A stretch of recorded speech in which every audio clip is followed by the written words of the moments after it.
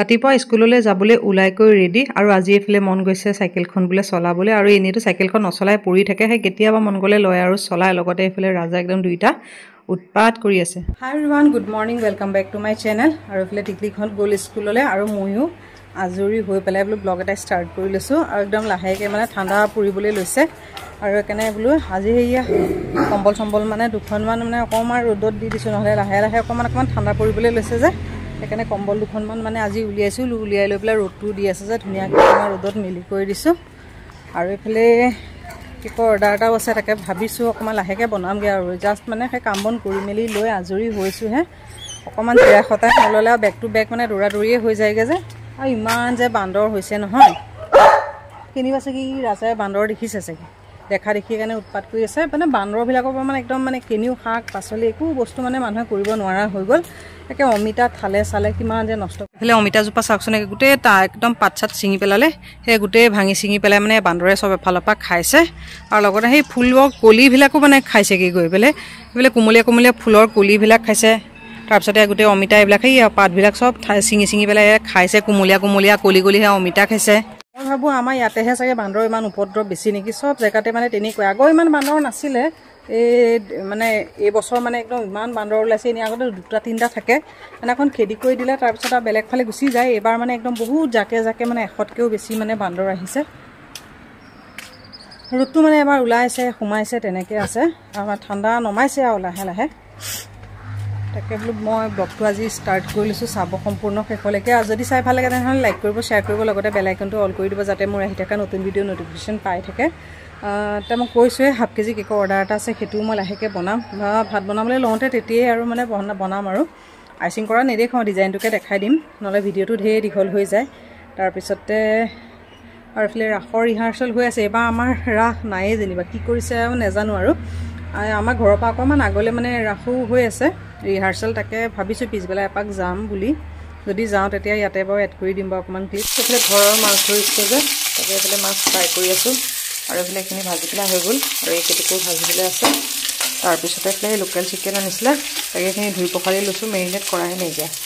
আৰু এইফালে অকণমান পৰ্ক আনিছিলে, এইখিনি তাকে ৰাতিলৈহে বনাম নেকি, ভাজি পেলাই অকণমান থৈ দিম। এতিয়া বৰ্তমান এইফালে লোকেল চিকেনখিনি বনাম।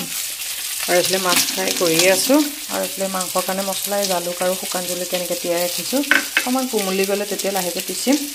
মই আগতীয়াকৈ মাংসকণ এইফালে মেৰিনেট কৰি ল'ম।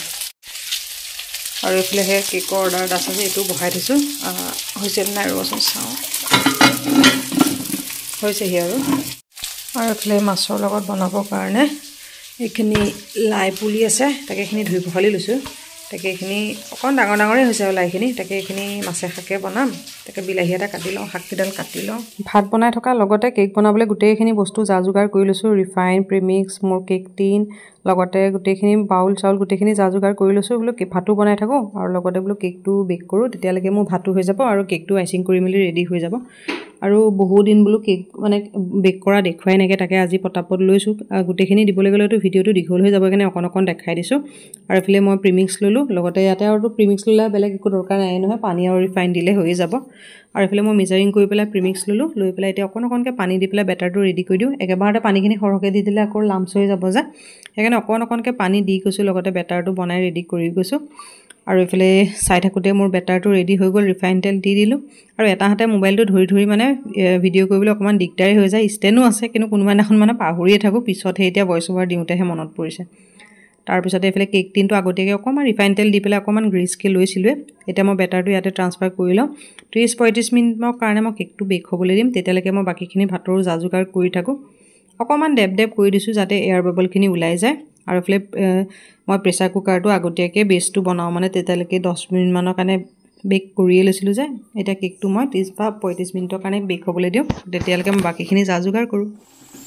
এইফালে লোকেল চিকেনখিনি হৈ গ'ল, বনোৱা দেখা নাই আৰু একদম চিম্পুলকৈ অকণমান জালুক চালুক দি পেলাই এইফালে গ্ৰেভি বনাইছোঁ। আৰু এইফালে পৰ্কখিনি অকণমান এনেকৈ ড্ৰাইকৈ ভাজি থৈছোঁ, ৰাতিলৈ তেতিয়া মানে গ্ৰেভি চেভি বনাম। আৰু এইফালে এইখিনি মাছ ফ্ৰাই, মাংস আছিলে যে সেইকাৰণে মাছ মানে পাপাৰ কাৰণেহে দুটুকুৰ বনালোঁ। আৰু এইফালে কেকটো আছেই মানে আইচিং কৰিবলৈ বেক কৰি থৈছোঁ ঠাণ্ডা হ'বৰ কাৰণে। আৰু এইফালে পাপাৰ কাৰণে শাকে মাছে বনালোঁ, পাপাৰ কাৰণে বনালোঁ, মাংস আছে এতিয়া কোনেও নাখাব যে, সেইকাৰণে ভাজি পেলাই এনেকৈ থৈ দিছোঁ। বহুতে কমেণ্ট কৰি থাকে কেকৰ আইচিং দেখুৱাবলৈ, সেইকাৰণে আজি বোলো অকণমান আৰু বোলো কেকটো আইচিং কৰি থাকোঁতে দেখাই দিওঁ। আৰু এইফালে কেকটো অকণমান চেনি পানী চৌককৈ লৈছোঁ, আৰু কেকটো কাটি থকা দেখাই থকা নাই, 3টা লেয়াৰত কাটি ল'লোঁ। আৰু এইফালে অকণমান চেনি পানী দি চৌককৈ লৈছোঁ যাতে কেকটো খাবলৈ খুব ছফ্ট হয়। আৰু এতিয়া ক্ৰীমখিনি দি দিলোঁ, দি পেলাই এতিয়া লাহে লাহে পেলেট নাইফখনেৰে যাতে ক্ৰীমখিনি চাৰিওফালে সমানে বহে তেনেকৈ লগাই যাম, নহ'লে আকৌ ওখৰ মাখৰ হ'লে তেতিয়া আকৌ কেকটো দেখিবলৈও বেয়া লাগিব নহয়। একদম সমানে চাৰিওপিনে ক্ৰীমখিনি লাগি যোৱাকৈ মিলাই ল'লোঁ। আৰু তেনেকৈয়ে মই এটা এটাকৈ লেয়াৰ এছেম্বল কৰি যাম। আৰু গোটেইখিনি দেখাই থকা নাই, ডিজাইনটো বাৰু মই পিছত দেখাই আছোঁ লাহেকৈ। আৰু এইফালে টিকলিকৰ স্কুল আহি পাবলৈও হৈছে যে, তাৰপিছত আকৌ দেৰি হৈ যাব, সেইকাৰণে লাহেকৈ ডিজাইনটো দেখাই আছোঁ। এইফালে টিকলিক স্কুলৰ পৰা আহি গ'ল। টিকলি মই বস্তু এটা বনাইছোঁ, আমি সেই বস্তুটো নাখাওঁ, কিন্তু আপোনালোকে খাবও পাৰে। কি বস্তু? সেই বস্তুটো ৰ'বা ৰ'বা, কি বনাইছে তাইহে জানে। ছাৰপ্ৰাইজ আছে। অঁ বাপ, এইটো কি বনাইছা? চাওঁ চাওঁ, হাৰ্ট বনাইছে, আইচৰ হাৰ্ট বনাইছে। এইটো কেতিয়া বনালা? মই গমেই নাপাওঁ। ঠাণ্ডা। কিহত বনালে? চাওঁ চাওঁ কিহত বনালে? এইটো সিদিনাখন মাফিন খাইছিলে হাৰ্ট শ্বেপৰ, এইকেইটা থৈ দিছিলে, সেয়া বনালে। মই ভাবিছোঁ কেলৈ থৈ দিছে এডাল। কোন সময়ত বনালে? হা, কোনদিনা বনালা? কোন সময়? পিছবেলা চাগে। মই চাগে ভাত পানী খাই খোৱা সময়তে বনালে হ'বলা ন? হা, দেখিবলৈ ভাল লাগিছে কিন্তু টিকলি, চাবোনৰ নিচিনা। গৰম দিনত এডাল আইচৰ চাবোন দি গা ধুবলৈ ভাল হ'ব ন? হা, দিয়া ভৰাই থ'ব লাগিব দিয়া। সেইফালে টিকলিকে চুলি তুলি কাটি ল'ৰা বনি গ'ল ন টিকলি? দে বোলে কাপোৰ সলাই দিওঁ। হা দিয়া, কাপোৰ সলাই দিওঁ। সেইবিলাকে টিকলিক চুলি কাটি একদম চুলি চুটি হৈ গ'ল, এতিয়া ল'ৰা বনি গ'ল ন? ভোক লাগিছে, আগতে কাপোৰ কানি সলাই দিম বোলে, মুখ হাত ধুই খাবা। আবেলি এতিয়া আহিছোঁ ৰিহাৰ্চেল চাবলৈ। আমাৰতো ৰাস নায়েই ন, হেৰি ডাঙৰ আহি থাকে যে। অঁ, এই বৌ, মই, টিকলি, প্ৰিয়াংশী গোটেইকেইজনী আহি আছোঁ ৰাসৰ ৰিহাৰ্চেল চাবলৈ। আমাৰ এই ওচৰতে, মানে ঘৰৰ ওচৰতে আৰু বেছি দূৰ নহয়, ৰাস মানে হৈ আছে যে, ৰাস হ'ব তাৰে ৰিহাৰ্চেললৈ ওলাই আহিছোঁ। তাত গৈ বাৰু অকণমান ৰিহাৰ্চেল দেখামগৈ বাৰু। প্ৰিয়াংশী এইফালে চুলি কাটিলে, আমাৰ টিকলিকেও চুলি কাটিলে ন? আমিহে আছোঁ আৰু কাটিবলৈ।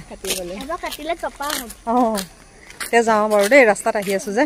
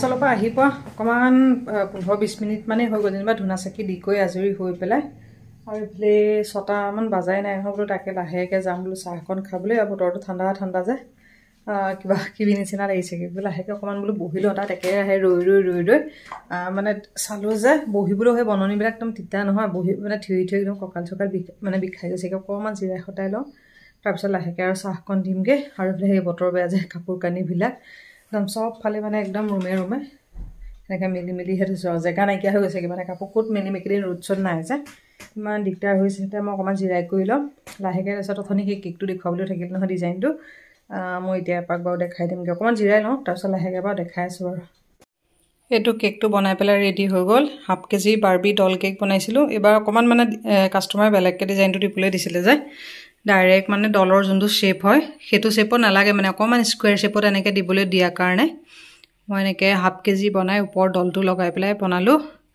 আৰু এইফালে কেকটো মোৰ ৰেডি হৈ গ'ল মই এতিয়ালৈকে ৱেইট কৰাই নাইকিয়া 1/2 কেজিতকৈ বেছিয়ে হ'ব যেনিবা আৰু এইফালে লগতে বনাই পেলাই ডিজাইনটো দেখুৱাই দিলোঁ কেনেকুৱা লাগিছে কমেণ্ট কৰি জনাবলৈ নাপাহৰিব আৰু লগতে এইফালে হেপী বাৰ্থডে নাম চাম লিখি কৰিলোঁ ৰেডি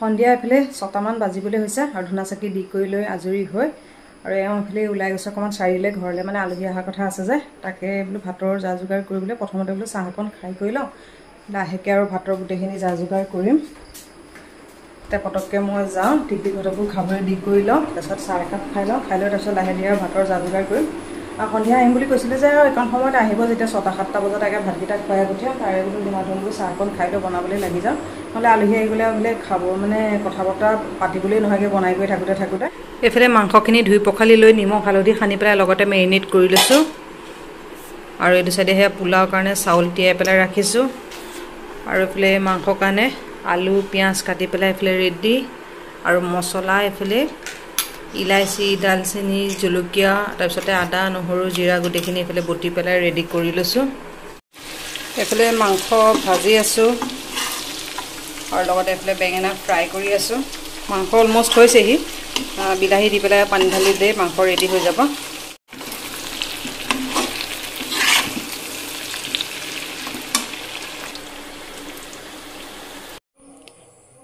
এইফালে